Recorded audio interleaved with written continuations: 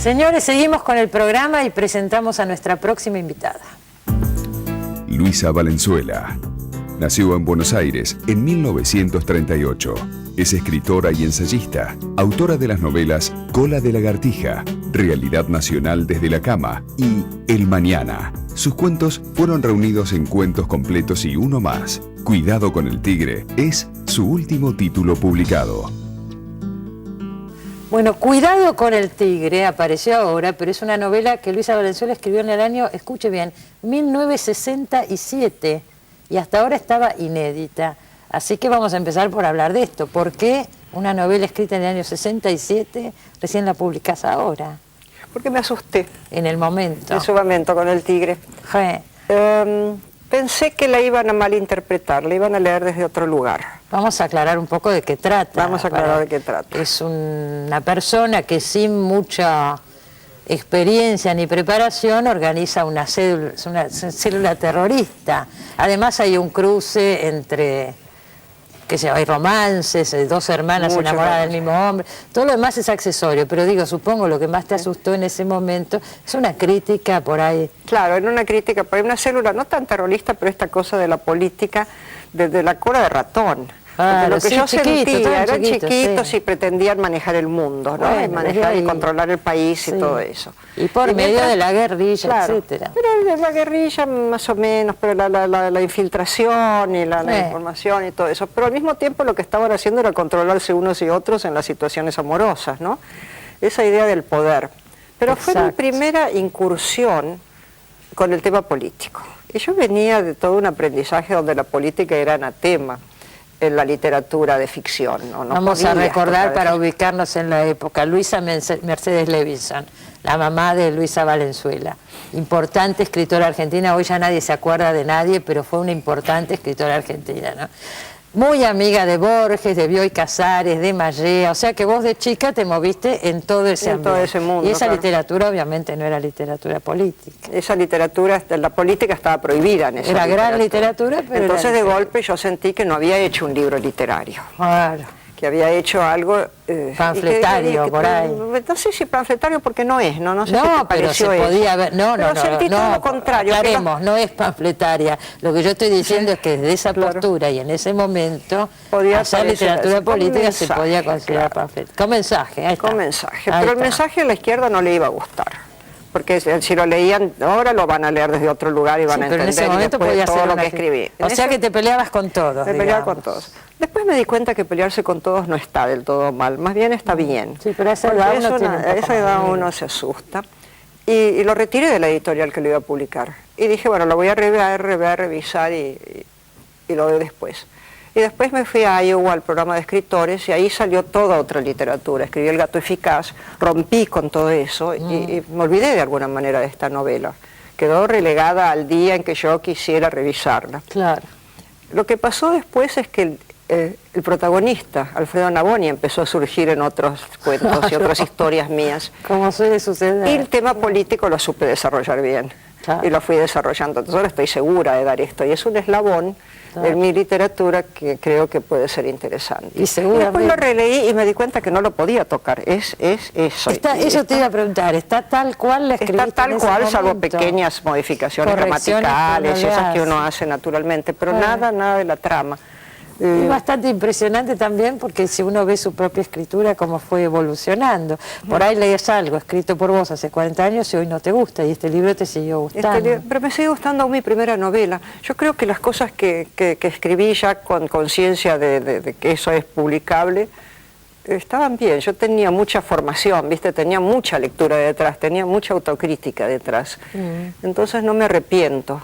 Otra cosa que tiene este libro que es valioso es toda una recreación de época, porque son fines de los 60, fue escrito ahí simultáneamente mientras las cosas pasaban, la muerte del Che Guevara, tantas cosas, ¿cierto? Efectivamente, sí. Y bueno, está desde de la ropa que se usaba, las costumbres, hay un montón de cosas que se rescatan acá. Eso al releerlo me causó mucha gracia, Claro. porque no me acordaba de esos detalles, qué colectivos corrían por dónde, Sí. qué pasaba, y ciertos modismos del lenguaje. Claro, que hoy si nos Así que quisieras sí, reconstruir sí. no te acordás. Imposible, Y sin embargo para acá mí, están, sí. ¿no? Sí.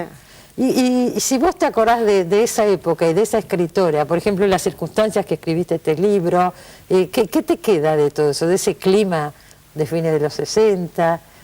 Era un clima muy interesante de todos modos. Por supuesto. Esto ya era la época de Onganía, ¿no? Ya había terminado esa euforia. No, claro. De lo del 66 Ditela, esa gran seguramente, euforia, claro. Entonces esa euforia había de alguna manera pasado y era esa intención de mantener viva esa llama, que se trascienden estas historias, ¿no? Empiezan a desarrollarse por otros caminos.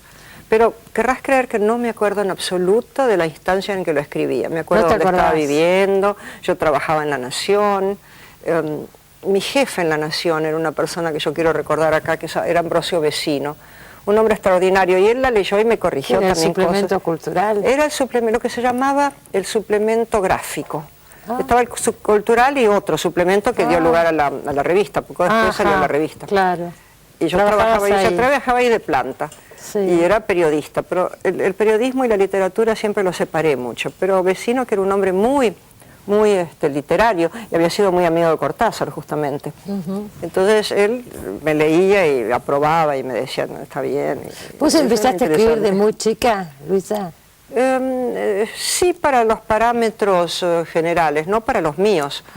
Pero empecé a escribir tipo 18 años. 18 años. Publiqué mi primer cuento en ficción cuando tenía unos 18 años y eso. A los 21 escribí la primera ¿Y cómo novela. hablábamos recién de tu mamá, ¿no? De Luisa Mercedes Levinson? ¿Vos pensás que influyó de alguna manera en vos? Viviste rodeada de literatura y supongo las reuniones, las tertulias de Sí, esa era época fascinante, ¿no? Era fascinante. Al mismo tiempo me parecían insoportables, porque yo era una chica muy movediza y andaba por los techos y andaba inventándome aventuras y creía que era muy aburrido esto de ser escritor. Era fascinante y los escuchaba y de las conferencias. Sí. Toda esa formación la fui mamando, ¿no? Seguro. Pero yo quería hacer cualquier otra cosa. Claro, por eso te digo, a Cualquier veces otra uno, cosa. justamente por eso se dedica, qué sé yo, a cualquier cosa y sin embargo escribiste. Y sin embargo escribí. Sí. La vocación yo creo que es más fuerte que uno, Es ¿no? más fuerte que uno y no tiene nada que ver ni con la Sí, herencia. yo quería ni ser con nada. pintora y no tenía ningún talento, quería ser física. Buscaste me así desilusioné. caminos. Y después el periodismo me dio esa sensación de poder estar en todos los mundos al mismo tiempo. Sí, sí. Eso me abrió, claro, eso me abrió ese campo que me interesaba mucho. Y también te después descubrí la relacionaste- aventura de escribir, Claro. la maravillosa aventura, estás en todas partes, Bueno, estás claro. en todos los mundos. Claro, para el que pueda hacerlo, obviamente. Pero digo, por el otro lado sé que te relacionaste, por ejemplo, no sé si en el periodismo, ¿dónde? Con Rodolfo Walsh y con gente que por ahí no tenía nada que ver con la que vos te habías formado. Bueno, que es la que a mí me interesaba en Claro, última instancia, claro. Entonces estabas Sí. como en dos mundos, ¿no? Estaba en dos mundos y siempre un poco al margen de todos esos dos mundos, pero sí, a mí me interesaba la gente como Rodolfo Walsh y Supongo gente de que sí, que al izquierda margen muy de los dos mundos, fascinante. porque escribiste este libro en ese momento, que es lo que decís ahora explicando por qué no lo publicaste, no quedaba bien con nadie. No quedaba bien con nadie. Porque el libro tiene una crítica a los movimientos de izquierda de aquel Sí, momento. los pequeños, ¿viste? Lo que Sí. Corona es ahora que los grandes movimientos no, pero los pequeños, estas pequeñas...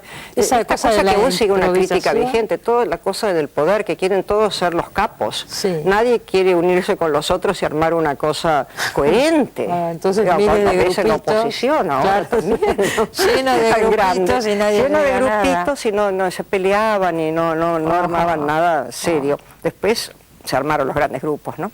¿Seguís viajando mucho? Sí. Te Sí, invitan de todos lados a dar conferencias.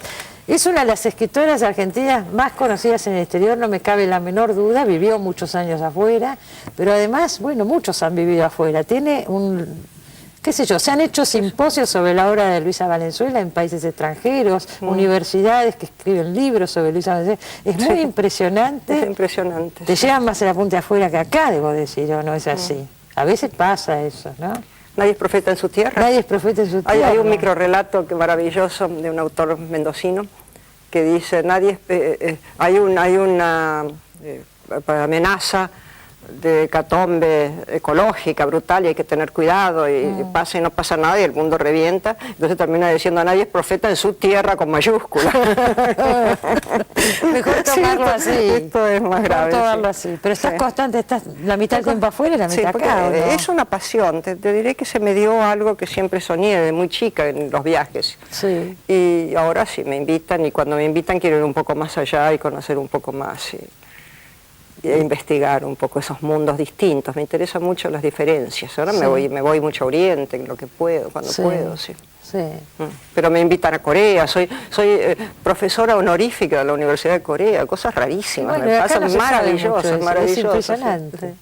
Bueno, por lo pronto acá tenemos Cuidado con el tigre. ¿Estás escribiendo algo nuevo? Bueno, también salen junto con esto las microfábulas, el ABC de las microfábulas que me ilustró Lorenzo Armengual, que son maravillosas. Sí. Entonces también estamos un poco con esta historia dibujada, que es la beta humorística, digamos. Bueno, debo decir que este libro toma temas que son dramáticos, pero tiene mucho humor también, que es una característica de tu literatura, ¿no? En general. Yo creo que no puedo vivir. Siempre hay una mirada, Yo creo que te salva de muchas cosas el sentido del humor, ¿no? Porque si no, no podés ni siquiera tocar estos temas tan graves y difíciles. Exactamente. Si no hay un aspecto un poco juguetón y también genera sea humor negro. Lo miramos aunque sea humor negro, ¿no? Pero no cinismo, nunca cinismo. No. Humor negro, usted lo ha dicho.